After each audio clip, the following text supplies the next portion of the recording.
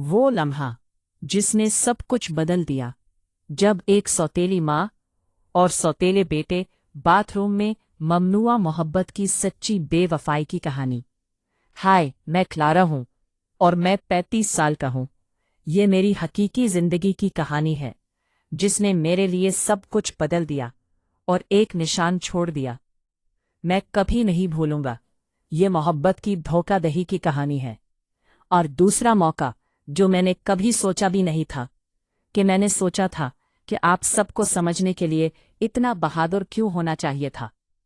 खज़ां की बरसात की शाम, खिड़की से टपकने वाली बारिश के कतरों की आवाज़ मेरे ख्यालात की नर्म गूंज के साथ थी।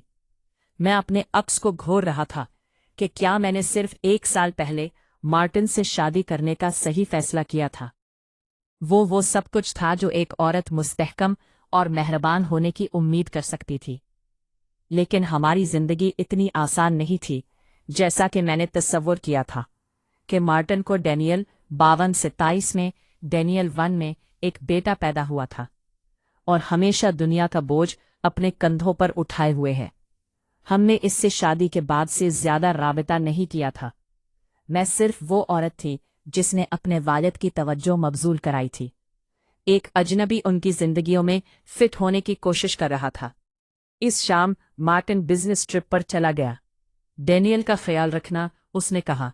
जब इसने मुझे अलविदा चूमा तो मैंने सर हिलाया, ये जानते हुए कि ये कहना आसान था, लेकिन अगले दिन जो कुछ हुआ उसके लिए मुझे तैयार नहीं किया जा सकता था।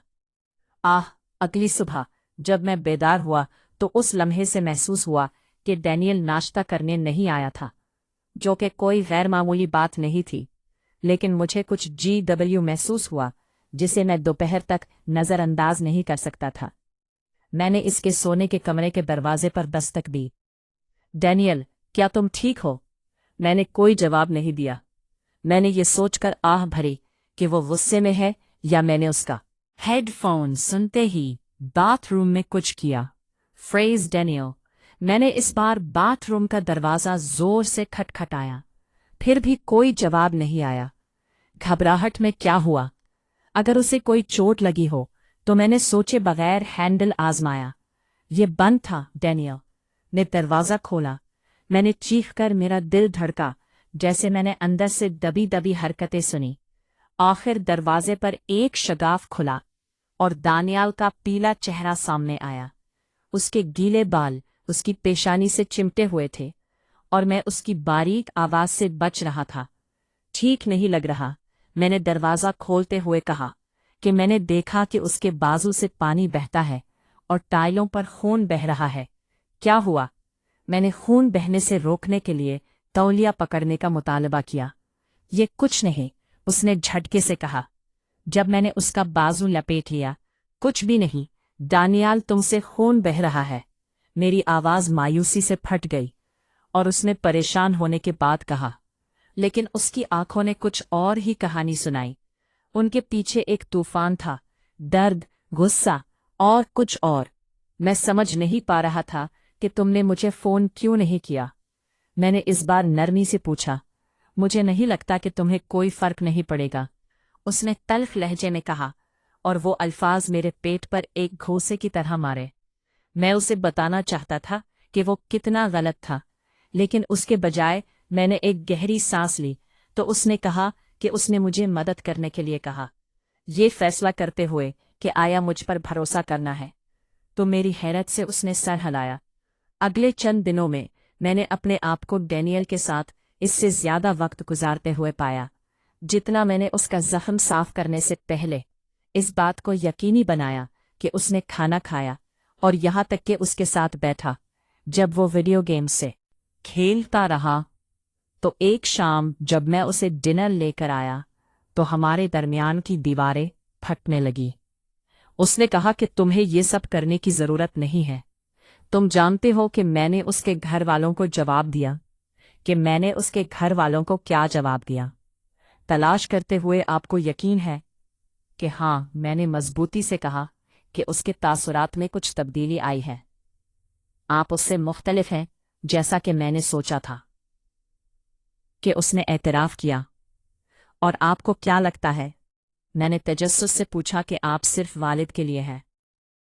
اس نے دو ٹوک انداز میں کہا، مجھے نہیں لگتا کہ آپ کو میری پرواہ ہے۔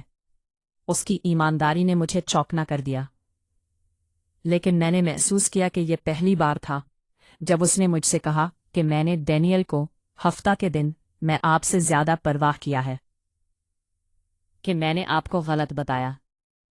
ہمارا بانڈ گہرا ہوا۔ ڈینیل نے وہ باتیں شیئر کرنا شروع کی جو اس نے کبھی کسی کو اسکول میں اپنی ماں کو کھونے کا غم اور مستقبل کے بارے میں اس کے خوف کے بارے میں نہیں بتایا تھا، لیکن میں نے اسے سپورٹ اور یقین دہانی کی پیشکش کی۔ لیکن ایسے لمحات بھی آئے جب میں نے اسے میری طرف اس انداز سے دیکھا جس سے میرے دل کی دوڑ ایک ایسی نظر آئی جو صرف شکر گزاری یا پیار ہی نہیں تھی، بلکہ میں نے اپنے آپ کو بتایا کہ میں نے ایک شام کو اپنے آپ کو یہ محسوس کیا کہ میں نے اپنے آپ کو بتایا کہ میں نے اس کے بارے میں سوچا۔ اس کی انگلیاں میرے خلاف برش کرنے سے لمس لمبا ہو گیا، اور جب میں نے دیکھا تو اس کی آنکھیں میری طرف بند تھیں۔ کلارا، اس نے سرگوشی کی جس میں کچھ بھرا ہوا تھا جس کا میں نام نہیں لے سکتا تھا۔ میں اچانک کھڑا ہو گیا، میرا دل دھڑکنے لگا۔ مجھے جانا چاہیے، میں نے پیچھے ہٹتے ہوئے کہا۔ اس نے مجھے نہیں روکا، لیکن اس لمحے کی شدت میرے ساتھ بہت دیر تک رہی۔ جب میں کمرے سے باہر نکلا، لیکن مارٹن نے رات کو میرا وزن کم ہونے کا احساس محسوس کیا۔ رات کا کھانا، ڈینیل معمول سے زیادہ خاموش تھا۔ اس کی آنکھیں میری طرف ٹمٹماتی تھیں۔ مارٹن کے سونے کے بعد اکثر ڈینیل نے مجھے کچن میں گھیر لیا۔ ہمیں بات کرنے کی ضرورت ہے، اس نے کہا۔ اس کی آواز لو، ڈینیل، یہ نہیں ہے پلیز۔ اس نے اپنی آنکھوں میں خلل ڈالتے ہوئے کہا۔ میں نے جھجک کر سر ہلایا۔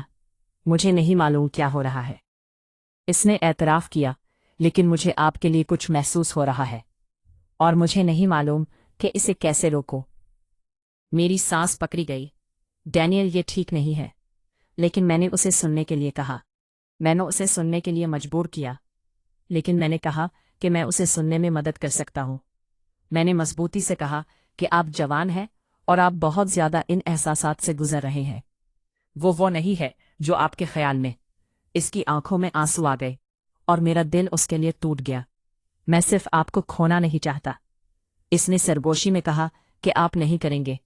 میں نے اس کے کندھے پر ہاتھ رکھتے ہوئے کہا، لیکن یہ وہی رہنا ہے جہاں ہم ڈینیل فیملی ہیں، بس اتنا ہی ہو سکتا ہے۔ اس نے ہچکچاہٹ سے سر ہلایا، اور میں نے بھی اس کی آنکھوں میں جھجھکتے ہوئے دیکھا کہ ہم نے اس کے کام کو آگے بڑھایا، اپنے رشتے کو دوبارہ اس طرح سے استوار کریں جس طرح یہ کبھی نہیں ہو سکتا تھا، لیکن ایک ایسی چیز کے طور پر جو ہمیشہ ہونا چاہیے تھا۔ اور اگرچہ ان لمحات کی یادیں دیر تک رہتی ہے، وہ ان لکیروں کی یاد دہانی بن گئی جن کو ہم نے عبور نہ کرنے کا انتخاب کیا، اور جس خاندان کی حفاظت کے لیے ہم نے انتخاب کیا۔